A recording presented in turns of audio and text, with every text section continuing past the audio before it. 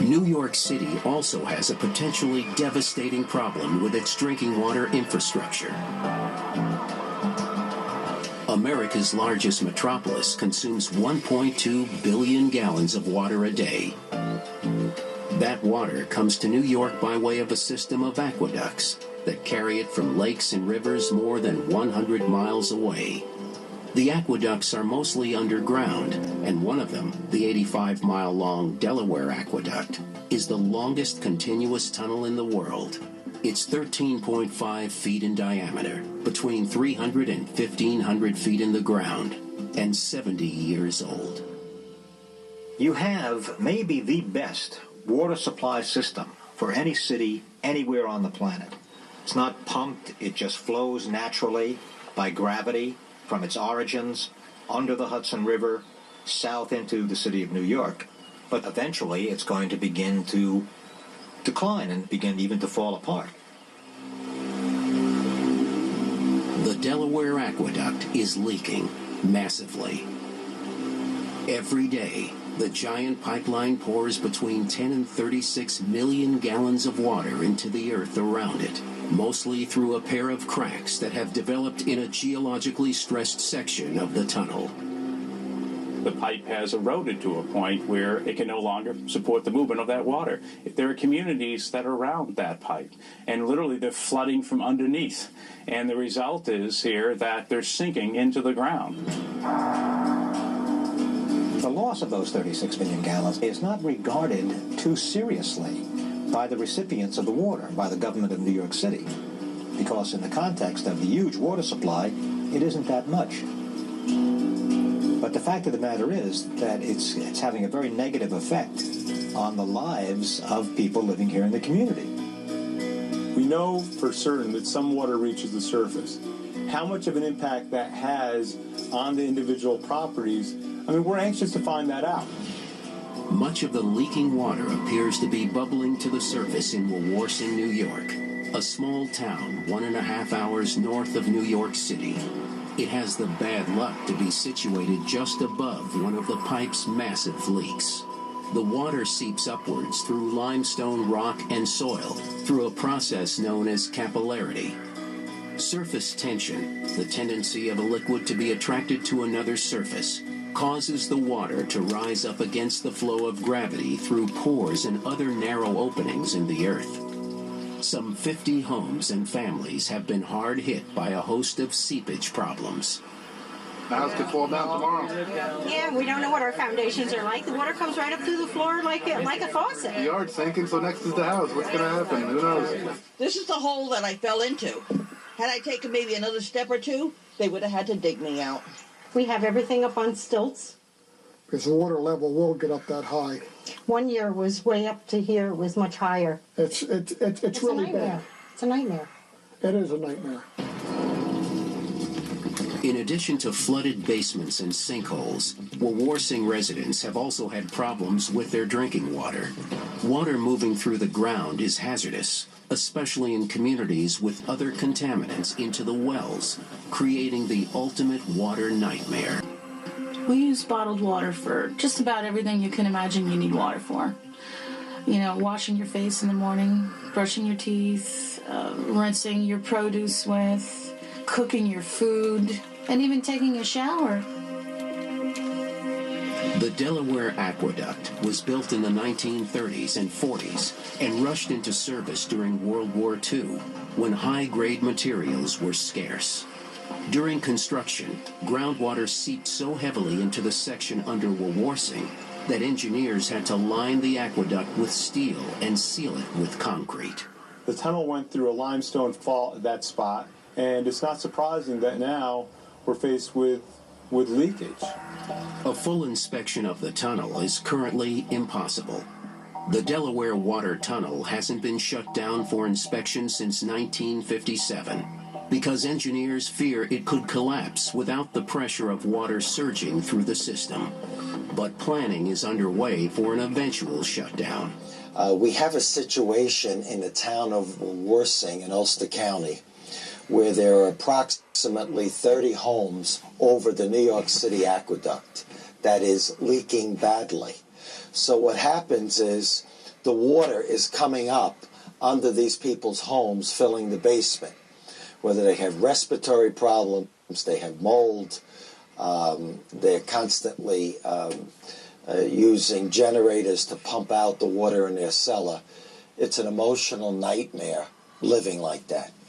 Now, New York City denies that the water coming up into their homes is a result of the leaking aqueduct.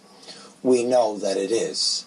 But the city, to their credit, has been doing some humane things to help out these homeowners, like bringing them water, paying for filtration system, helping them with a pump. But they're denying responsibility for the cause. There's more money on the way for some residents living in the town of Woolworthing. The New York City Department of Environmental Protection announced this Friday more than $12 million have been earmarked to help those impacted by the leaking Delaware aqueduct. $7 million will go toward expanding the Napanook Water District to include 275 more homes. Another $5.5 million is being set aside to fix the homes of local residents damaged by years of flooding from an underground concrete tunnel which supplies roughly half of New York City's drinking water. And similar to yours. Well, some of your projects that are sitting at the table right now on the PAC committee are some of the most difficult projects that we're faced with throughout all of them. So we've been working through them with the engineers. One of the things, some of the things that I'm seeing in the field are some of the obvious problems that I'm going to say that all of you are experiencing. It's flooded basements, it's structural issues with modular homes, it's cracks in your masonry block unit walls, and it's flooding into the wells, especially the deeper drilled wells that we're seeing out there. They seem to be much more affected by contamination than some of the wells that are 20, 30, 40, 50 feet deep. What I'm hearing in the field from people is my wells are bad that are drilled deep into bedrock, and the ones that are just on the surface don't touch my water. It's nice and clean. It's not just the water, it's the ground, it's the earth, it's everywhere. And if I can prevent or save somebody or just make somebody aware that it's around, so maybe they can make the conscious decision to leave the area if they want. You know, I mean, if I would have known what I know now, with, you know, when I was pregnant with Jackson, I probably wouldn't have moved. The village gave Canal permission to hold a public forum at the meeting hall November 7th. That's where she plans to make a presentation focusing on local sites she believes pose a threat and to release more information on the potential health risk linked to contaminants. I'm Michael Sussman, the founder of Empowering Ellenville, and I'm here with two wonderful women who are helping spread the word for an important health registry which will be going on all this week at Empowering Ellenville. From 9:30 to 1:30 at 159 Canal Street in Ellenville, you can come and fill out a survey concerning the health conditions that you're experiencing as a resident of this area. We have reason to believe that there may be serious toxicity in water supply in the area, and it's critical to do a study of the residents and their families so that we can get to the bottom of what's really happened. Hi, my name is Paul Danko. I'm a 15 or 16 year employee of New York City Department of Environmental Protection, DEP. I work for the Watershed Department, which is upstate, in charge of the fresh water that goes to New York City. I was partially, I don't know, I was responsible in grand jury testimony that which wound up the city to give a plead guilty to some criminal act that I never even knew. This is all public knowledge. They had to rehab the sluice gates, which contained the mercury that was getting into the aqueduct, and that's the only fresh water source and potable water going to New York City. They're going to fire me. They've been retaliating against me since they're going to fire me on the 16th. It sounds like my lawyer has been in touch with the disciplinary council. They're violating whistleblower laws. I just wanted everybody to know that what other rules are they flagrantly disregarding? You know, I don't know an employee in their right mind now that would report the DEP doing something wrong after seeing what happened to me. I'm a high-profile employee. Everybody in the upstate east of Hudson district knows me. If they don't know me, they heard of me. A lot of things that happened.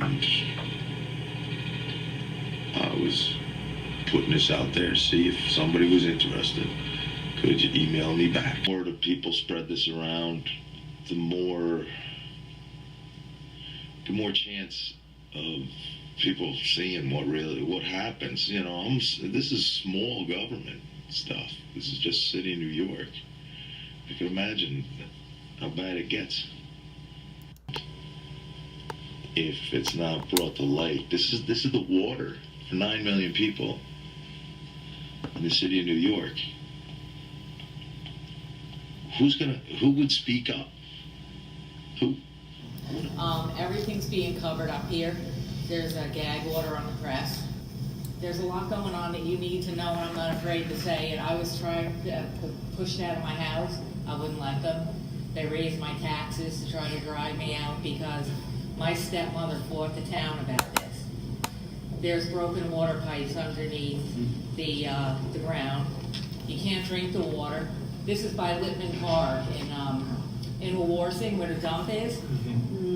A lot of it has to do with the poisons that ran from the dump underneath. I can water my plants with the water and they die.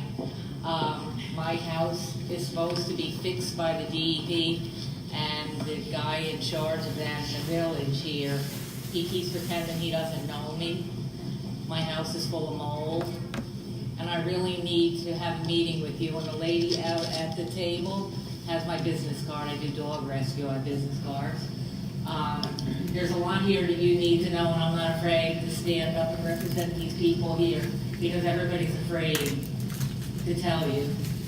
I've commented on Facebook on your page, but I'm sure somebody else runs that page. But we really need you. We need to have an office in Ellenville because people need you here. That boy did die from brain cancer that she mentioned, and nobody cares. They drove the man to Florida, bought his house out so he'd shut up. They had him arrested. His name is Mike Wendel. He runs a page on Facebook called Maximum Waters. And I think you should go on. The contamination that people are being exposed to time and time again. But this is bad. This is really bad. Yes, we are. They just want to buy our houses out, the DEP, knock them down, and that's it. They want people to shut up. They want you to sign a health waiver that if you got sick from the mold or the water, you won't sue once they buy your house out plus 10%. That's why this house is missing all along 209 of Wawarsing. And it's also they can pocket the money.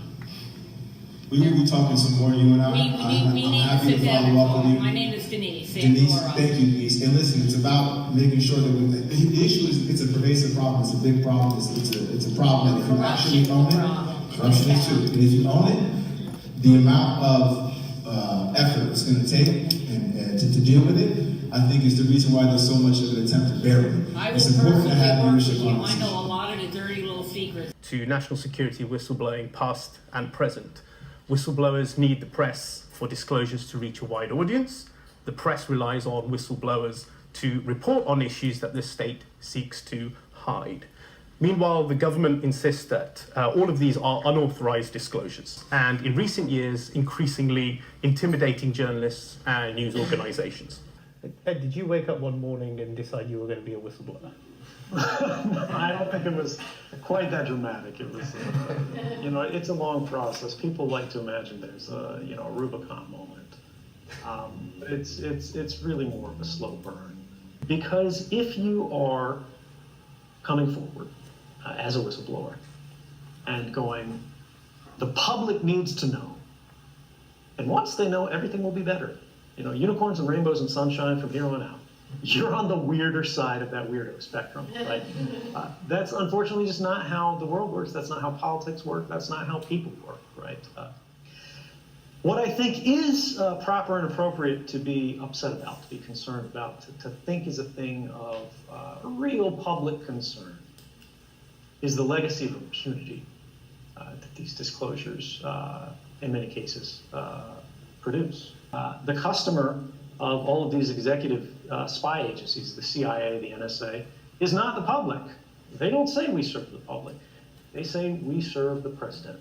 They say we serve the executive branch. We inform executive decision makers so they can provide or sort of carry out the best quality decisions. Ask yourself if you think the current White House is making the best quality decisions no matter what information is available to them. But that's the basic premise of it. So here's the thing.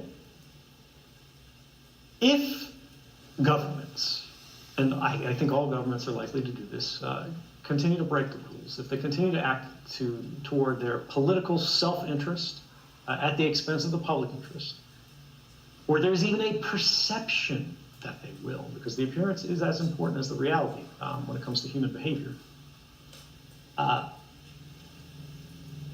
that people are going to continue to come forward. And when they become convinced that they will be found, they start to think, maybe it's better not to be discriminating in what I reveal. New York City gets all of its drinking water from upstate New York, which is conveyed through an aqueduct tunnel. The water tunnel that conveys 1 billion gallons per day cracked. Severe rain events hit the greater Northeast area in 2006, and flooding occurred in upstate New York. Right afterwards, the DEP began supplying bottled water and chlorination filters to homeowners living directly above the New York City leaking aqueduct, and then commissioned 2 years of extensive engineering and consultants to study the problems associated with the broken aqueduct. In 2009, the DEP commissioned 4 more years of extensive USGS studies and reports to make observations of the chemistry of the local and public drinking water wells. New York City performed their due diligence by dividing the study into 4 designated areas. In the first designated area, 55 homes were deemed so toxic and beyond repair that they needed to be bought out, destroyed, and deed restrictions applied, mandating that no future structure for human inhabitation could ever be built again. In the second and third designated areas, New York City agreed to build a new public drinking water system for over 300 residents, with the stipulation that all of the residents agreed to sign health releases of future litigation. The drinking water system extended 1.5 miles north to the Ellenville Troopers Barracks, which tested positive for 13,800 parts per billion of strontium-90. The local politicians enacted a media blackout so that no word of it would be printed and no rumors could be spread. It wasn't briefed to the Congress. Our representatives didn't hear about it in the way that they're supposed to. Instead, only a very select group of what's called the Gang of 8 heard about it. These are the most senior members of the House and the Senate, one from both the Democrat Party, the Republican Party, and the one from each of the intelligence committees of both of those groups in Congress. So they're substituting the judgment of 8 people for the public's representatives, which are 535 people. And, you know, they only brief it out years later, bits by bit after this, and they don't tell them the whole story. They lie about it. You know, the whole thing is just it's a crisis of democracy.